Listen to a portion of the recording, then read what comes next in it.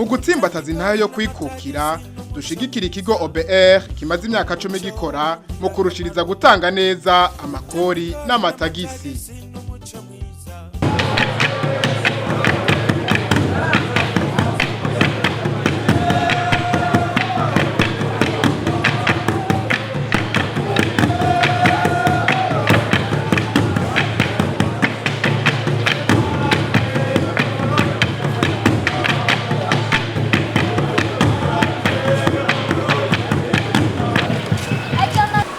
Ingabanwa yarungikiwe abene igihugu bo mu ntara ya Makamba hano mu karere k'ubuvuzi ka Nyanzarake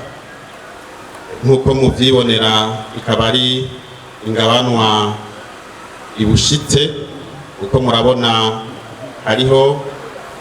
imiduga ibiri yagenewe uburere bw'ubuvuzi karere k'ubuvuzi ka Nyanzarake n'akarere k'ubuvuzi ka Makamba. Murabona ko hariho amapikipiki atari make yagenewe amavuriro mato mato agize ino ntara y'ubuvuzi ya Makamba. Murabona ko hariho amakinga yagenewe abaremesha kiyago bose bari muri ino ntara ya Makamba, eka n'ibindi bikoresho ku ruhande bigizwe n'amatelefone, bigizwe n'impuzu zimwe zitumba imvura zita impermeable, zigizwe n'ibirato bimwe nyene birinda imvura n'ivyondo, bigizwe n'amatara akoreshwa akoreshwa umuco w'izuba, harimwo n'ibitabo mfashanyigisho abaremesha kiyago baheza bagakoresha iyo bariko barigisha. Hakaba harimwo na twa dukoresho tuduza amajwi bita megafone. Abaremesha kiyago murazi ko hariya mu mitumba baguma bariko baratanga inyigisho zijanye n'amagara y'abantu. Ivyo bikoresho rero bikaba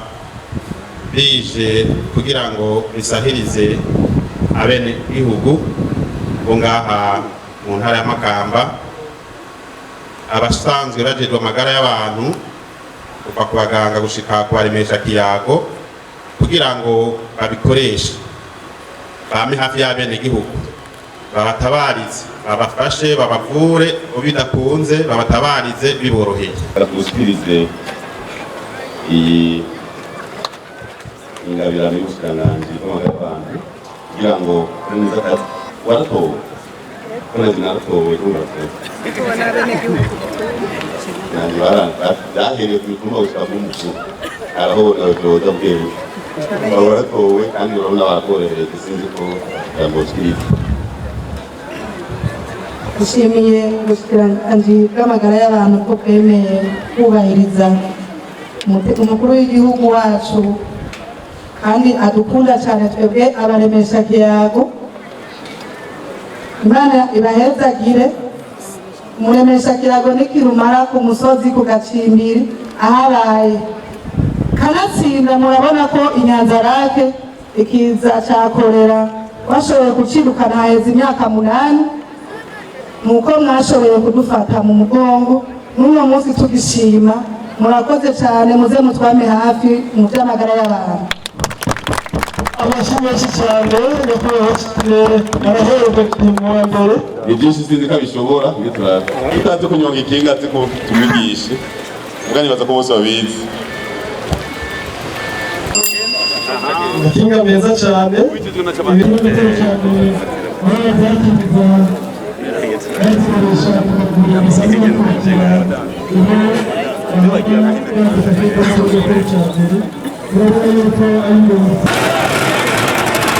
imodoka naho iteka rikomeye akarere k'ubuvuzi ka Nyanzarake arashikirizwa icese imodoka nshasha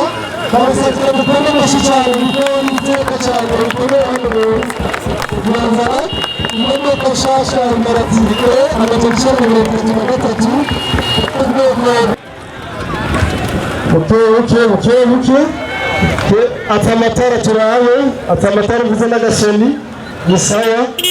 neza cyane amashi menshi cyane ibintu ni byiza cyane n'ukuri akarere k'ubuvuzi ka Makamba ndabona ariko aramwenyura afite akamwemwe amashi menshi cyane akaba azanye imodoka nshasha yo mu bwoko bwa Hilux reka n'imparati yayo batwereka yuko ikiri nshasha by'ukuri iyi muri zimwe zije gusozera urudome E mu maite akaba mutumye kubandanya akorera igihugu n'abenegihugu ubu nashize amashi menshi cyane arashyigikiye urufunguzo rw'ino pikipiki aronkeje bakaba bamutumiriye kuyatsa ngo mashime mpuzerukira abenegihugu dushimire rero leta y'u Burundi dushimire umushikiranganji amagara y'abantu kuri ibi bikoresho baduhaye muga murazi ibikoresho biteza kubungabungwa dusabe abaremesha kiyago bose ko bubungabunga ibikoresho bashikirijwe ni iby'igihugu wifate neza izomara imyaka nk'itanu kuko itanu ni sawa ikinga wifashe neza amara imyaka 5 na 10 yoyimana wifashe neza bidufashe muri umugambi wacu kubungabunga amagara y'abenegihugu nimba bafise umuntu umwe ku gacimbiri bafise abantu benshi mu ntara ya Makamba bafise abantu barenga 600 n'umugambi mwiza abantu 600 bakurikirana amagara y'abantu hafi rage 6